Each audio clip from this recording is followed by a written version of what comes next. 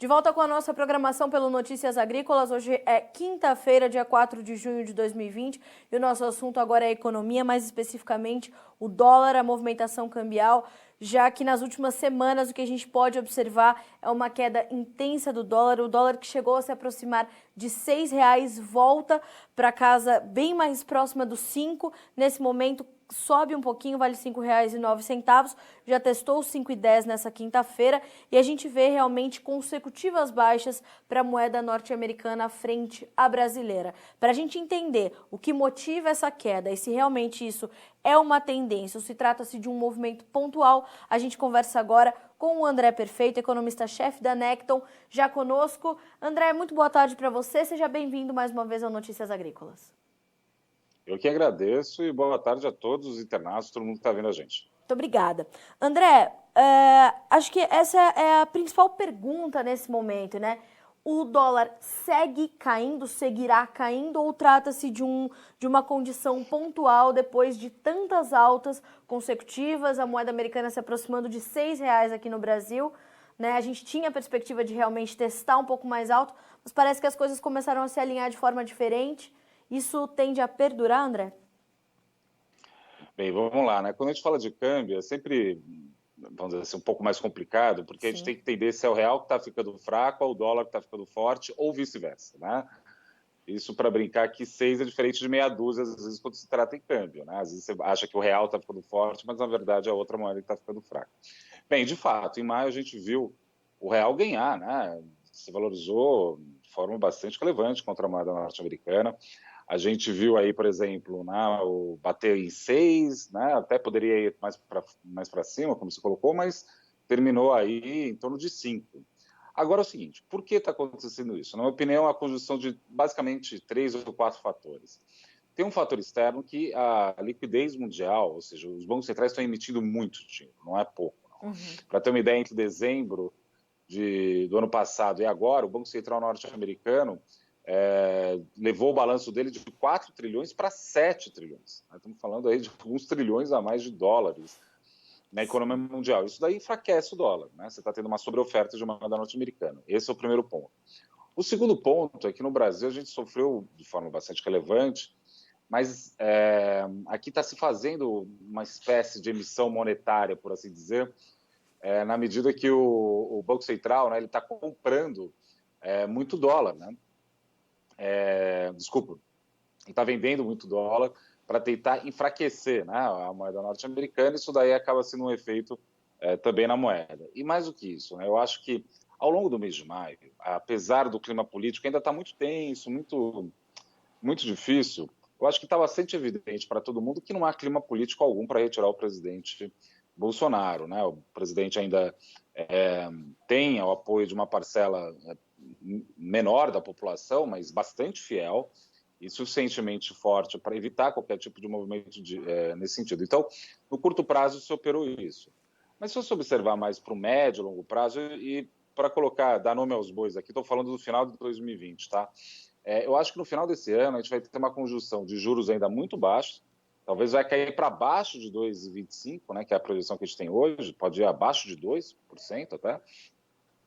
Isso vai atrair menos dólar. E mais do que isso, a situação política pode continuar se esquentando, né? Lembrando que a gente vai ter ainda uma crise econômica bastante severa no Brasil. Tá, bom, vamos por partes, portanto. Quando a gente olha para essa situação mundial, André, a gente está aí passando do pico da pandemia em muitos países, né? As atividades comerciais começam a ser retomadas, a indústria, outros setores importantes dessas economias que já saíram do pico da pandemia. Isso tudo também traz um pouco mais de otimismo ao mercado financeiro, que fica mais ou menos mas com maior apetite ao risco e deixa um pouquinho o dólar também. Isso ajuda essa reativação da economia global? Favorece esse movimento? Eu acho que tem mais a ver com a emissão de dólar, na verdade. Por quê? Porque a gente está vendo a situação melhorando, alguns países estão abrindo, mas está nítido que vai dar problema isso daí depois, né? A gente tem hoje mesmo, eu vi vídeos de Paris, né, os cafés lotados, como se nada tivesse acontecido. Não precisa ser epidemiologista para saber que isso vai dar errado, né? E aqui no Brasil também, né, essa abertura parcial está sendo num momento mais desastroso possível. Não conseguiria imaginar algo mais, vamos dizer assim, mais claro, né, no sentido de que vai aumentar o número de mortes. Daqui a 2 semanas a gente vai estar reportando isso. Vocês vão estar muito atentos a isso também. Então isso tudo aí vai... Enfim, eu acho que não é tanto isso. O que acontece é que, dado uma quantidade muito grande de dinheiro na mesa, foi emitido muito dinheiro, foi feito muito plano de ajuda, muita coisa. Isso distorce o preço dos ativos e o objetivo é justamente esse, né? Você emite muito dinheiro para distorcer o preço dos ativos, para criar a percepção de que você tem uma situação diferente ou melhor no futuro, enfim. O problema é que isso daí está indo longe demais, na minha opinião. O mercado entrou nessa, e isso daí pode comprometer, sem dúvida alguma, mais para frente. Esse que é o meu receio. Então, sim, no curto prazo, talvez no mês de junho, até capaz de cair um pouco mais o dólar, mas acho que aí daqui a pouco vai começar a realidade morder o calcanhar de todo mundo. A situação não está boa, não. Era isso que eu ia te perguntar, André. A realidade ainda não foi conhecida pelo mercado dos efeitos reais e que vão né, ser de mais médio e longo prazo na economia mundial por conta do coronavírus? Então, assim, quando a gente fala de mercado de capitais, às vezes a gente faz uma confusão achando que ele está falando do Brasil, né? Não necessariamente está falando do Brasil, está falando de empresas importantes que, obviamente, andam junto com o Brasil, mas o mercado acionário, particularmente, você pega as 10 maiores empresas do índice, né? Você tem empresas de commodity, Petrobras e Vale, né? Você tem empresas de bancárias, né? Itaú, Bradesco, a B3 e por aí vai, e tem uma cervejaria, que é a Ambev, né?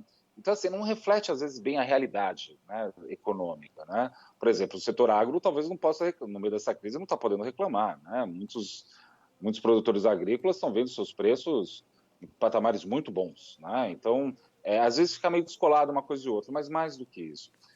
A Bolsa de Valores, às vezes, ela se beneficia da crise, no seguinte sentido. Como as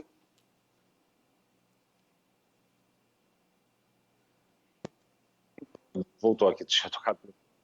Como as empresas listadas no Ibovespa são as empresas mais eficientes André, de cada sim, agora setor. sim. A gente perdeu a sua imagem, mas já voltamos. Não, então desculpa, porque tocou o Imagina. telefone aqui, devia ter. Mas, assim, às vezes o Ibovespa, retomando o raciocínio, ele se beneficia de crises. Por quê? Porque como as empresas listadas são as empresas mais eficientes de cada setor, na hora que você tem uma crise, você destrói muitos dos concorrentes, né? Então, olhar para a Bolsa, às vezes não necessariamente você está olhando para a economia real. Geralmente você não está. Então, tem isso também. Então, acho que... Só que uma hora não dá para descolar tanto. Meu receio é esse, já está descolando demais. Tá. André, diante dessas informações, quando a gente olha para esse excesso de liquidez, o que a gente tem de perspectiva? Isso tende, ou tem espaço para durar um pouco mais? Essa emissão de dólares tende a continuar? A gente tende a ver uma continuidade desse movimento? Sim, tende, e por isso eu acho que no curto prazo o real pode ficar mais forte, o dólar pode cair, né? Sim. Mesmo porque o Banco Central está fazendo uma série de medidas, até de fazer, né, ele está fazendo, enfim, criando, né, uma série de medidas para segurar, né, a volatilidade do dólar. Então, sim, né, você tem esse processo. Agora, insisto, no médio e longo prazo, eu acho que a realidade vai se impor mais uma vez. E aí a gente vai ver que talvez não esteja tão bom que nem inicialmente pensado. Pelo menos essa é a minha expectativa agora a respeito da moeda norte-americana. Imagino que ela deve estar lá mais próxima de 6 no final do ano, em torno de 5,90. Que é o caso dos fundamentos prevalecerem em determinado momento, né, André? Exatamente. E mais do que isso, né? A gente pode ter que nem se fala no jargão, um cisne negro, né? Sim. Tem muita ponta solta, né? Imagina acontece alguma coisa mais grave com um presidente ou um familiar dele. Imagina se Paulo Guedes, de repente, se irrita com a aproximação do Centrão, sai. Ou seja, se a gente coloca na ponta do lápis todas as coisas, né? Tem mais notícia ruim do que notícia boa para a gente ver, né? Então, nesse sentido, a minha postura é mais cautelosa, né? Eu acho que vale a pena a gente pensar dessa forma, pelo menos eu acho que seria mais prudente. A gente falou então desse cenário mais amplo, né, mais macro. Agora, olhando um pouco mais para a questão política, que pontos te chamam mais a atenção, André? Você citou essa questão da proximidade do Centrão, né, e o Paulo Guedes ali talvez não tão alinhado com esse pensamento. Essas notícias que acabam envolvendo toda a família do presidente Jair Bolsonaro, né, e ele também não se exime de trazer para sua família, né, alguns respingos do que acontece ali na cena política. Que pontos te chamam mais atenção quando a gente olha para isso? Me tranquiliza você me dizer que a gente tem bastante clima, então, para manter o presidente Bolsonaro no seu posto, que isso é Então, determinante para a nossa estabilidade, né, André? exatamente, né? Então, assim, eu vejo com preocupação, né? Mas o meu trabalho como analista não é ver como um brasileiro, é ver como analista, Sem né? dúvida. E em termos analíticos, a gente não vê objetivamente nenhum motivo, não é que não tem nenhum motivo, a gente não vê as forças necessárias dentro da sociedade e dentro do Congresso, principalmente, para retirar o presidente. Claro. Então, dito isso está tranquilo, né? Agora, não quer dizer que não se possa alterar isso mais para frente. Por que eu estou falando isso? O presidente Bolsonaro fez uma aposta bastante ousada vamos dizer assim, ao minimizar a questão da pandemia, né? Muito preocupado com a economia, etc. e tal. O problema é que a economia não vai voltar ao que é. A gente já vai ter uma queda bastante relevante esse ano. Então, isso é uma notícia ruim. E dois, a questão da pandemia me parece muito claro de que liberar ou soltar ou afrouxar as regras de distanciamento social no momento ascendente da curva, ou seja, né, não é que está aumentando o número de mortes, a taxa de mortes está aumentando também em alguns casos. Né? A velocidade está aumentando, não é só está tendo aceleração, não é só que a velocidade está constantemente alta, né? Então isso daí vai gerar tensões políticas bastante fortes em torno do presidente. Como a gente tem essa situação que eu acho que no Congresso o presidente conseguiu cooptar o Centrão, isso daí pode dar um alívio de curto prazo, mas as contradições vão aparecer muito fortemente, né? A gente sabe aí, por exemplo, foi dado para o Centrão um Fundeb, Fundo Nacional de Educação Básica. Meio estranho, não? Né? Não faz muito sentido, né? Faz sentido na medida que isso daí constrói uma base de apoio para o presidente. Agora, ele usando uma metáfora do xadrez, ele está tentando capturar o centro do tabuleiro. Ele já sacrificou o bispo para fazer isso, ele sacrificou o Sérgio Moro, né, para fazer isso. Agora, para continuar mantendo o centro do tabuleiro, talvez ele vai ter que sacrificar mais peças.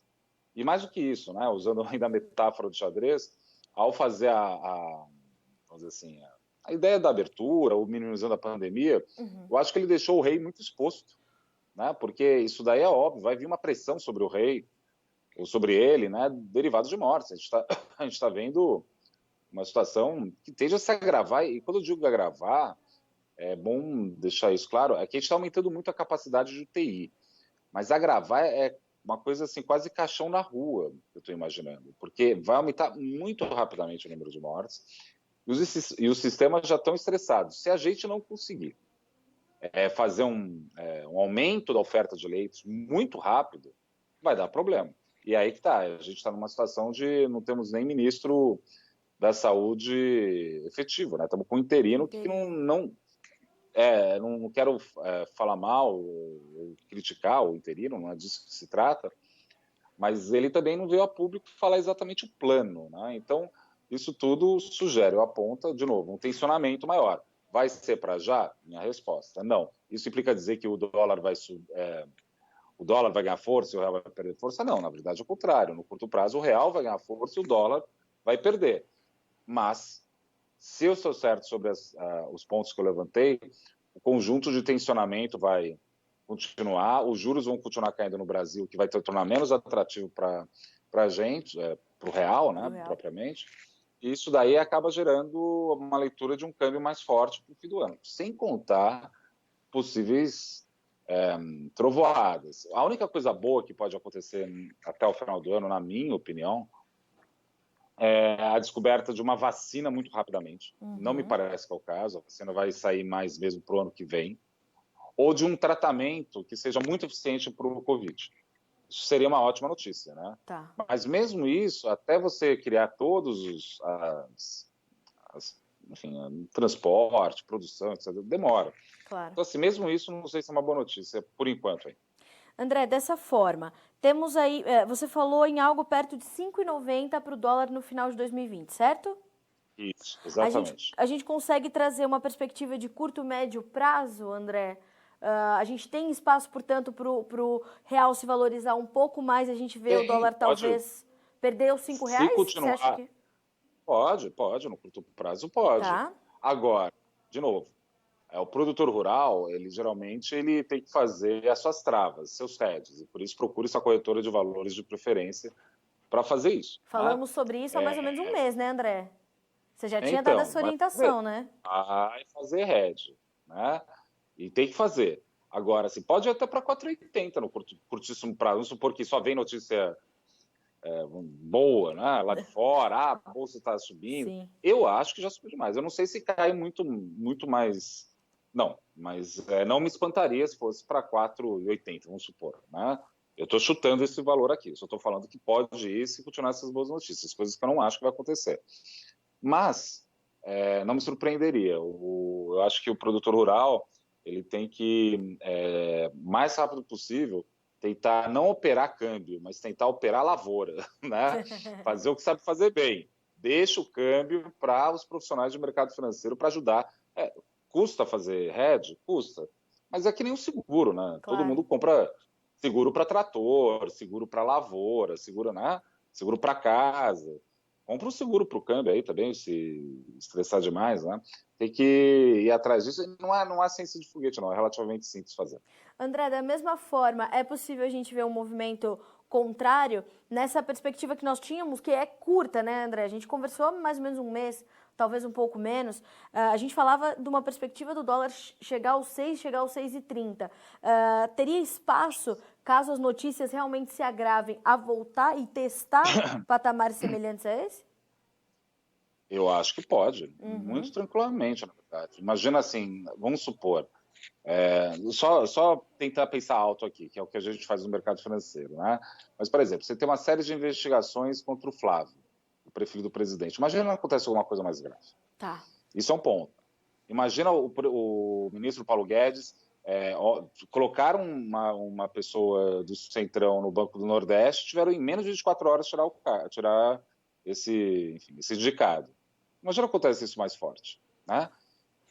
Enfim, muita coisa que pode acontecer, né? No curto prazo, pior. Mas, de novo, dado o volume de dinheiro na mesa, a tendência é que continue caindo o Uhum. dólar um pouco mais. Faz sentido. Eu acho que sim, 4,80 que eu falei, eu não acho provável.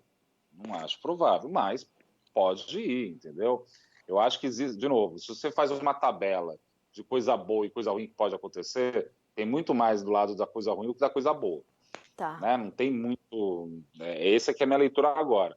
E mais do que isso, tenta imaginar o Brasil em 2020, no final de 2020, dezembro de 2020, uma dívida pública gigante, enfim, com um mal-estar político ainda bastante forte. Não porque a estratégia do presidente nitidamente é essa, né? Esse conflito, eu não estou querendo criticar o presidente nesse ponto específico, Sem dúvida. mas nitidamente esse é o processo, a estratégia dele, Aham. né? Ele faz desse jeito, né? Enfim, é uma estratégia política, né, que nem tem várias outras, a dele é essa. Vai ficar muito tensionado, questão fiscal difícil, a economia deve ainda estar bem fraca, e muita gente morta, esse que é o problema que tem que ver, né? Apesar de estar sendo mal feito, na minha opinião, a questão do voucher para a população, se não fosse esse voucher, ele tinha que ter um problema social gravíssimo no Brasil. Sim. Estou falando social barra violência, barra questão de segurança. Né? Os Estados Unidos é um lembrete incômodo para a gente do que pode acontecer quando essas coisas se juntam. Né? Imagina se não prorroga o voucher com um desemprego elevado e com muita gente morrendo, principalmente em regiões menos favorecidas do país. Entende meu Claro. pessimismo? É um pouco por aí. Inclusive, Então, acho que inclusive, a gente tem uma informação de que o auxílio emergencial deve ser estendido em mais 2 parcelas de R$ 300, André. Chegou a ver essa então, informação? Tá tendo essa discussão. R$ 300 é bobagem, é muito pouco. Vai ter que ser 600. Mas daí tá, o Paulo Guedes quer? Resposta, não. Aí começa a confusão de novo. No Sim. curto prazo, tá tudo lindo. Agora, depois, médio e longo prazo, a gente tem que ver. André, sem contar que a especulação é incansável e nunca dorme, né? Não, a gente faz isso o tempo todo e é assim mesmo. André, te agradeço muito pela companhia, pelas análises, pelos esclarecimentos, como sempre eu te digo. É sempre muito bom ter você conosco para a gente entender melhor como é que as coisas estão caminhando. Mais uma vez te agradeço, principalmente pelo tempo, e volte sempre. Muito obrigado, um abraço a todos. Obrigada, André. Um abraço, bom trabalho para ti. Conosco, portanto, André Perfeito, economista-chefe da Necton, trazendo aí as suas novas perspectivas para o dólar e como bem resumiu o André. Se a gente olhar uma tabela de prós e contras, de notícias boas e ruins, do lado ruim, infelizmente, ainda temos mais informações, o que poderia, portanto, trazer no longo prazo ainda uma tendência de alta, uma tendência de retomada das altas para o dólar. No curtíssimo curto e médio prazo, a gente tem sim informações que ajudam a manter a valorização do real e esse enfraquecimento do dólar. É o excesso de liquidez, a emissão de dólares e a queda dos juros, né? Não só no Brasil, mas no mundo todo os juros estão caindo. No Brasil, segundo o André, a gente pode ir a menos de 2,25%, que é o número atual. Enfim, a gente tem aí um alinhamento de fatores que, no curto, médio prazo, a gente tem a possibilidade do dólar seguir caindo ou do real continuar se valorizando. E se a gente observar aí os fatores para o longo prazo, os fundamentos ainda indicam, portanto, que a gente tem essa possibilidade da retomada da alta do dólar e podendo chegar a próximo de 5,90 no final deste ano. Né? Então, nós temos essas perspectivas diferentes nesse momento, porque também temos uma cena política um pouco mais tranquila no Brasil. Toda aquela especulação de pedidos de impeachment do presidente Jair Bolsonaro não se tem base para isso, não se tem ambiente político ou tampouco provas que possam motivar a aceitação desses pedidos. O presidente da Câmara dos Deputados, inclusive, Rodrigo Maia, já disse isso. Não vou acatar nenhum pedido agora, nem nos próximos anos. Tomara que não seja necessário. Palavras do Rodrigo Maia. Realmente não há espaço para isso. Então, toda aquela especulação mais negativa em torno do presidente Jair Bolsonaro passou, pelo menos nesse momento. Mas o que vem daqui para frente, difícil saber, né? Não em relação ao presidente, mas em relação à especulação, como disse o André Perfeito nessa entrevista que acaba de dar. Se você está chegando agora, depois retoma a íntegra dessa entrevista para entender mais a fundo, então, a análise do André Perfeito sobre o mercado cambial, sobre o dólar.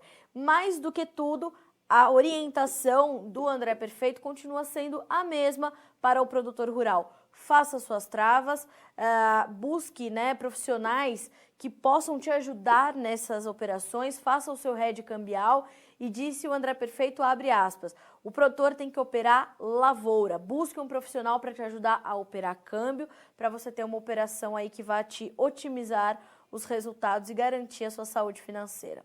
A gente fica por aqui com esse boletim, mas nossa programação segue, continue conosco.